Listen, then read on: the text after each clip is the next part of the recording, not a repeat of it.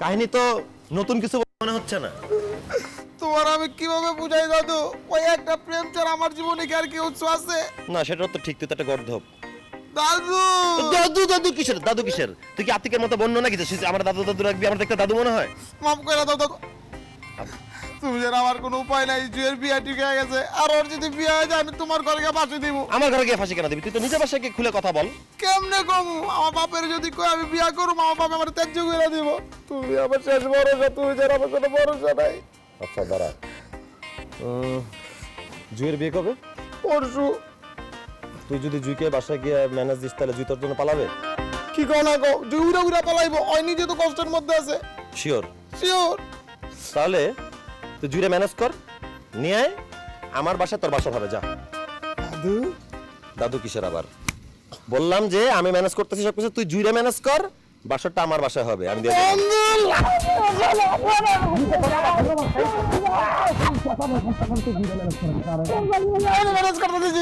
আমি গেলাম।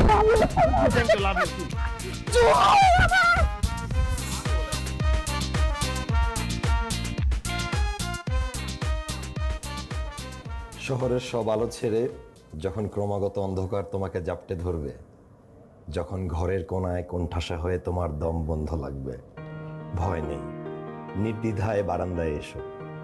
আমি তোমার বারান্দার উল্টো দিকে থাকবো।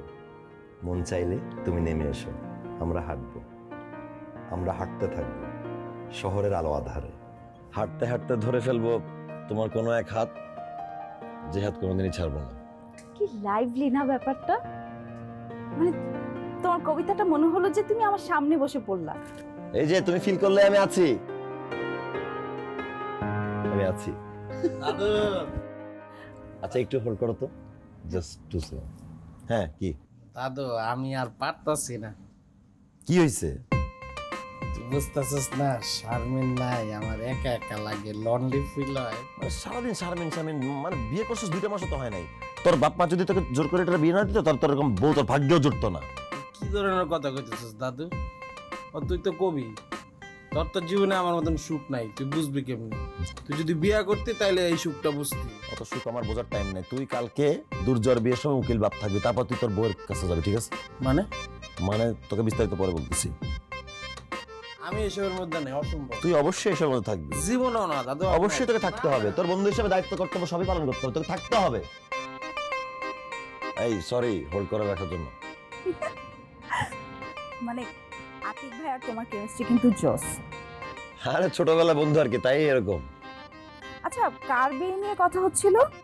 আরে দুর্জয় আমার ছোট ভাই বন্ধু, একদম প্রেমিক মজনু। কালকে ওর প্রেমিকাকে ভাগায় নিয়ে আসা হবে, তারপরে তো দুজনকে বিয়ে দিয়ে দিব। তাই? হো, আমাকে জানাতে কি হলো? ঠিক আছে, শিওর শিওর। একটা সেকেন্ড, মা কল দিচ্ছে, আমি তোমাকে পরে ফোন করি। ওকে ওকে, বাই বাই। বাই।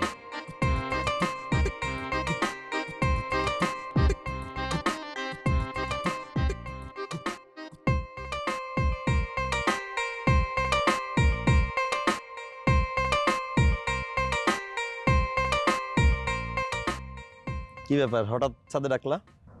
এমনি তোমার কবিতা শোনার পর থেকে কেমন যেন একটু এলোমেলো লাগছিল, মনে হচ্ছিল তোমার সাথে সামনাসামনি কথা বলা উচিত, দেখা উচিত তোমাকে। আচ্ছা, চা কফি কিছু খাবে? না না, চা কফি কেন খাবো? আরে এখানে কিভাবে? কি যেন বলতেছি আমি, না ধুর, এলোমেলো লাগছে, আমি বললাম না কেমন যেন একটু অস্থির। আরে তোমার মন যা বলে তুমি সেটাই বলো তো, কোনো সমস্যা নাই। আমার তোমাকে দেখতে ভালো লাগতেছে। দেখতেছো? তোমাকে দেখতেছি। আচ্ছা, কোথাও ঘুরতে যেতে ইচ্ছা করতেছে, কোথাও যাওয়া উচিত না? হ্যাঁ চলো যাই। এখন না, মানে আমি তো এখন কিভাবে, আমরা প্ল্যান করে যাব পাহাড়ে অথবা সাগরে। হ্যাঁ শিওর, চলো, আমি তো রেডি সবসময়। Thank you. ওয়েলকাম।